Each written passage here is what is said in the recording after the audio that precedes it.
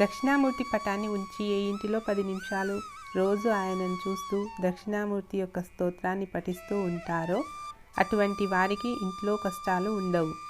అన్ని జన్మలలో ఉత్తమమైన జన్మ మానవ జన్మ. అది జ్ఞాన సంపాదనకు, మోక్ష సాధనకు ఉత్తమమైన జన్మగా దేవతలు సహితం అంగీకరించారు. అటువంటి మానవులకు వారి జీవితంలో దుఃఖాలను తొలగించేటటువంటి జ్ఞానాలను ప్రసాదించేటువంటి ఏకైక దైవం గురు దక్షిణామూర్తి.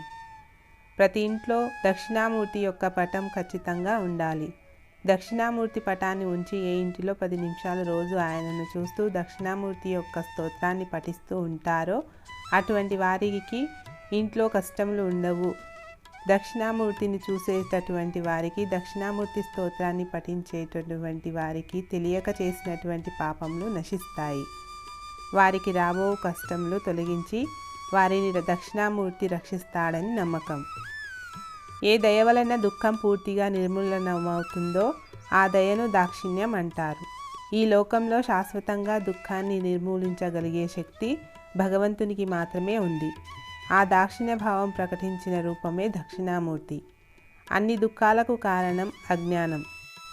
అజ్ఞానం పూర్తిగా తొలగితేనే శాశ్వత దుఃఖ విమోచనం. ఆ అజ్ఞానాన్ని తొలగించే జ్ఞాన స్వరూపిణి దాక్షిణ్య విగ్రహమే దక్షిణామూర్తి. వశిష్ఠుడు కూడా తపస్సుతో దక్షిణామూర్తిని ప్రత్యక్షం చేసుకొని బ్రహ్మ విద్యను సంపాదించాడు. దక్షిణామూర్తి స్వరూపం, దక్షిణామూర్తి విగ్రహాన్ని పరిశీలిస్తే కుడి చెవికి మకర కుండలం, ఎడమ చెవికి తాటంకం అలంకారములుగా కనిపిస్తాయి.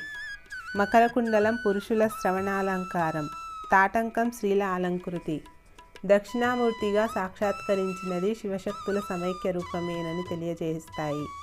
ఈ రెండు అలంకారాలు సనక సనందనాదులకు ముందు రెండుగా కనబడిన శివశక్తులే ఇప్పుడు ఏకాకృతిగా దర్శనమిచ్చాయి. అందుకే దక్షిణామూర్తి అయ్య రూపమే కాక అమ్మమూర్తి కూడా. ఈ విషయాన్నే లలితా సహస్రనామంలో దక్షిణామూర్తి రూపిణి సనకాది సమారాధ్య శివజ్ఞాన ప్రదాయిని అని వివరిస్తుంది. వశిష్ఠునకు దక్షిణామూర్తి సాక్షాత్కరించిన క్షేత్రమే శ్రీకాళహస్తి. అందుకే ఇప్పటికీ ఆలయంలో ప్రవేశించగానే దక్షిణామూర్తి విగ్రహం కనపడుతుంది. ఇది జ్ఞానప్రధాన క్షేత్రం. ఇక్కడి శక్తి పేరు కూడా జ్ఞానప్రసూనాంబ కావటం విశేషం. రుద్రాయతే దక్షిణాముఖం తేన నమాం పాహి నిత్యం. ఓ రుద్ర, నీ దక్షిణముఖంతో నిత్యం మమ్ము రక్షించు అని శ్వేతాశ్వతర ఉపనిషత్తు దక్షిణామూర్తిని ప్రార్థించింది. అంటే సంస్కృతంలో దక్షిణముఖంగా ఉన్నవాడు అని అర్థం. మరొక ఆలోచన విధానం ప్రకారం దాక్షిణ్య అంటే సంస్కృతంలో కరుణ లేదా దయ కాబట్టి శివుని ఈ అభివ్యక్తి మోక్షాన్ని కోరుకునే వారికి జ్ఞానాన్ని అందించే దయగల గురువు. దక్షిణామూర్తి అనేది అన్ని రకాల జ్ఞానం గురువు. ఈ రూపం శివుడిని యోగా, సంగీతం, జ్ఞానానికి గురువుగా సూచిస్తుంది. శాస్త్రాలపై వివరణ ఇస్తుంది. హిందూ గ్రంథాల ప్రకారం ఒక వ్యక్తికి గురువు లేకుంటే వారు దక్షిణామూర్తిని తమ గురువుగా భావించి పూజించవచ్చు. చివరికి వారు యోగ్యులైతే శివీయ సాక్షాత్కార మానవ గురువుతో ఆశీర్వాదం పొందుతారు. ఆది గురువుగా చెప్పబడ్డ మహేశ్వరుని రూపం దక్షిణామూర్తి. బ్రహ్మ విద్యా ప్రాప్తి కోసం సనక సనందనాథులు సదాశివుని వద్దకు వెళ్ళారు. ఆ సమయంలో శివుడు గౌరీ సమేతుడై దేవగణాల మధ్యన నాట్యం చేస్తున్నాడు. ఈ నృత్యగీత వినోదుడైన సంసారి తమకు బ్రహ్మ విద్యలను ఎలా బోధిస్తాడని అనుమానంతో వెనక్కి తిరిగారు. అలా తిరగగానే శివుడు యువకుడి రూపంలో సందేహాలను నివృత్తి చేస్తున్నాడు. ఆయనే దక్షిణామూర్తి. దక్షిణామూర్తి ద్వారా సనక సనందనాథులు బ్రహ్మజ్ఞానం పొందినట్లు చెప్పబడింది. శివుని యొక్క జ్ఞాన స్వరూపం దక్షిణామూర్తి. మహావిష్ణువు యొక్క జ్ఞానరక్షణ అవతారం. దక్షిణ అంటే కుడివైపు, అది పురుష భాగం. పుంభావం వామం అంటే ఎడమ భాగం శ్రీరూపం. ఒకే చైతన్యతత్వం స్త్రీ పురుష రూపంగా 2 భాగాలైంది. అందుకే కాళిదాస మహాకవి శ్రీ పుంసవాత్మ భాగవతో భిన్నమూర్తేసి సృక్షయ అన్నాడు. దక్షిణ దక్ష అంటే సమర్థమైనది అని లాక్షణికార్థం, స్వతంత్రమైనది అని అర్థం. స్వతంత్రం, స్వతహ ప్రమాణ సిద్ధమైంది జ్ఞానం ఒక్కటే. చైతన్య శక్తి రెండు అక్షులలో దక్షిణాక్షిలోనే విశేషంగా అభివ్యక్తం అవుతుంది. తత్వానికి దక్షిణమైన మూర్తి జ్ఞానశక్తి. అందుకే జ్ఞానశక్త్యావతారాయ దక్షిణామూర్తయే నమః అంటారు. దక్షిణాభిముఖంగా వటవృక్షం కింద కూర్చున్న మూర్తి దక్షిణామూర్తి.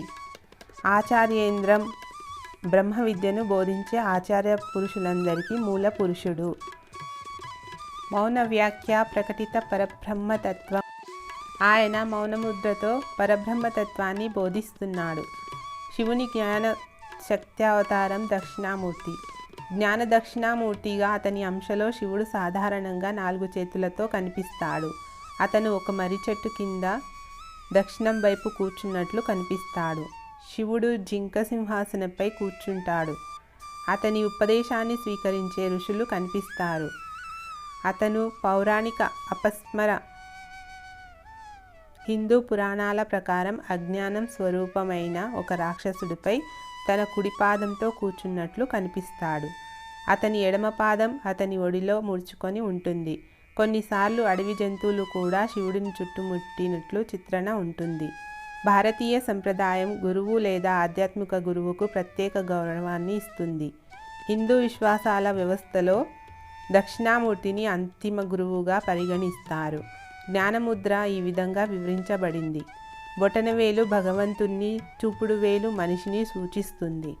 మిగిలిన 3 వేలు మనిషి పుట్టుకతో వచ్చే మలినాలను సూచిస్తాయి. గత జన్మల అహంకారం, భ్రమ, చెడు పనులు. వారంలోని 5వ రోజు గురువారం బృహస్పతి గ్రహంతో సంబంధం కలిగి ఉంటుంది. దీనిని గురువుగా సూచిస్తారు. ఏదైనా విద్యా ప్రయత్నాలను ప్రారంభించడానికి గురువారం శుభప్రదంగా పరిగణించబడుతుంది. అనేక శైవ క్షేత్రాలలో గురువారం నాడు దక్షిణామూర్తికి ప్రత్యేక పూజలు జరుగుతాయి. కొన్ని ఆలయ సంప్రదాయాలు పౌర్ణమి రాత్రులను నిర్వహిస్తాయి. ముఖ్యంగా గురు పూర్ణిమ రాత్రి దక్షిణామూర్తికి ఆరాధన సేవలకు తగిన సమయం. ప్రతి శివాలయంలో దక్షిణామూర్తి విగ్రహాన్ని ప్రతిష్ఠించినప్పటికీ దక్షిణామూర్తి ప్రధాన దైవంగా కొన్ని ఆలయాలు మాత్రమే ఉన్నాయి. 12 జ్యోతిర్లింగాలలో ఒకటి మాత్రమే ఉజ్జయినిలోని మహాకాళేశ్వరుడైన దక్షిణామూర్తి. ఏకైక దక్షిణామూర్తి జ్యోతిర్లింగం కావడం వల్ల ఇది శైవులకు నేర్చుకునే ప్రదేశంగా ప్రత్యేక ప్రాముఖ్యతను కలిగి ఉంది. కపాలీశ్వరార్ ఆలయం, చెన్నైలోని గోపురం దక్షిణామూర్తి యొక్క 2 శిల్పాలను వర్ణిస్తుంది. ఒకటి వీణా వాయిస్తూ, మరొకటి ధ్యాన స్థితిలో ఉంది. దక్షిణామూర్తి మంత్రాలు. ఓం వృషభధ్వజాయ విద్మహే గృణిహస్తాః ధీమహి తన్నో దక్షిణామూర్తి ప్రచోదయాత్. ఓం నమః ప్రణవాతాయ శుద్ధజ్ఞానైకమూర్తయే నిర్మలాయ ప్రశాంతాయ దక్షిణామూర్తయే నమః. చిద్దనాయ మహేశాయ వటమూల నివాసినే ఓంకారవాచ్యరూపాయ దక్షిణామూర్తయే నమః.